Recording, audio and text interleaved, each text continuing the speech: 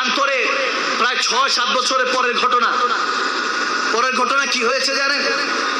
ওই প্রান্তর থেকে শুধু একজন ফিরেছেন, সবাই জানেন। তেনার নাম হলো, একজন আওলাদে রাসূল, একজন শাহজাদা ফিরেছেন, তেনার নাম জাইনুল আবেদিন।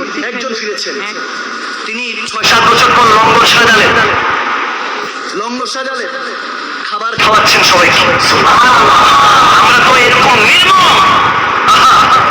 কারবালার প্রান্তরের কথা বলে শেষ করে দেবে না। সেই ইমাম হাসান হোসেনের কথা বললে আনে যে ইয়াজিদের সাথে এটা নাকি একটা রাজনীতিক পলিটিক্স বিষয় ছিল, এগুলো নিয়ে কথা বলার দরকার নেই, নাউজুবিল্লাহ। তাহলে যদি আপনার কাছে এরকম মনে হয়, আপনার আওলাদের নামে ইয়াজিদ রাখেন না কেন? আওয়াজ দেন। যদি এরকম হয় তাহলে আপনার আওলাদের নাম ইয়াজিদ রাখেন না কেন? তখন তো ইয়াজিদের আব্বা, ঠিকই না? আপনাকে তো ইয়াজিদের বাপ বলে ডাকবে, ওটা তো আপনার কাছে গালি মনে হবে। আলাইহি রাহমাতুল্লাহ আলাইহি লাগে, নাউজুবিল্লাহ। চিন্তা করেন কোথায় পৌঁছেছে। 3 দিনে বেশি শোক করার জায়েজ নাই, আমরা জানি, আমরা এটা মানি। আমাদের মুমিনদের সর্দার যিনি থাকবেন, যুবকদের সর্দার ইমামে হোসাইনের, রসুল আরবির খানদান লুটে গেল, কোরবানি হয়ে গেল। ওখানে ওই বিষয়টা নিয়ে আমরা মেহফিল সাজাতে পারবো না, গাম মানাতে পারবো না।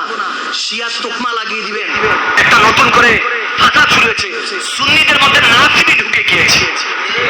একজন আকাবিরিনের জুবানে শোনা, সুন্নিদের মধ্যে নাসিবি ঢুকে গিয়েছে। মনে করে যে আহলে বায়াতের কথা বললে শিয়ার তোকমা, রাফিজিদের তোকমা লাগিয়ে দেয়। বসি আছে সিন্নি ইসমাইল জবিউল্লাহ 10ই জিলহজে পালন করেন। যদি ওই দিন ইসমাইল জবিউল্লাহ কোরবানি হয়ে যেতেন, প্রত্যেক বাবার উপর ফরজ হতো ওই কোরবানির দিন নিজের সন্তানকে কোরবানি করা। বেঁচে গিয়েছেন তো, এই জন্য জুবান দিয়ে বড় বড় কথা বের হয়। শুনেন, উনি তো পরদাদা ছিলেন ইসমাইল জবিউল্লাহ। এদিকে নাতি হোসাইনের যখন ব্যাপার আসলো, প্রশ্ন জাগতে পারে যে ইসমাইল জবিউল্লাহর ক্ষেত্রে, ইব্রাহিম খলিলুল্লাহর ক্ষেত্রে যখন ইমতিহান আসলো, ইসমাইল জবিউল্লাহর গর্দান দিয়ে তলোয়ার চালালো, কিন্তু আল্লাহ ছুরি চলতে দিলেন না, দুম্বা ঢুকিয়ে দিলেন, দুম্বা রেখে দিলেন। ঈদুল আযহা হয়ে গেল, 10ই জিলহজ, রক্ত দিয়ে শেষ হয় বছর, আবার রক্ত দিয়ে শুরু মুহররমের মাস। এই মাস স্যাক্রিফাইসের মাস নয়, আদর্শের মাস। শুধু এই দুজনের মধ্যে আমি পার্থক্য এটাই বলি যে দাদার বেলায় ছুরি চলে নাই, নাতির বেলায় ছুরি চলেছে। এজন্য দাদার বেলায় ছুরি চলে নাই, কারণ নূরে মুস্তাফা ইসমাইল সাদুল্লাহর মধ্যে ছিল। নূরে মুস্তাফা পাঠাবা যখন দরকার ছিল, আল্লাহ ছুরি কাজ ছাড়াই নাই।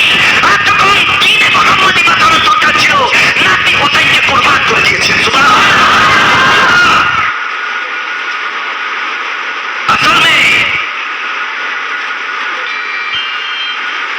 असल में बात क्या था पता नहीं, किसी पता नहीं, बस घूम फिर रहा।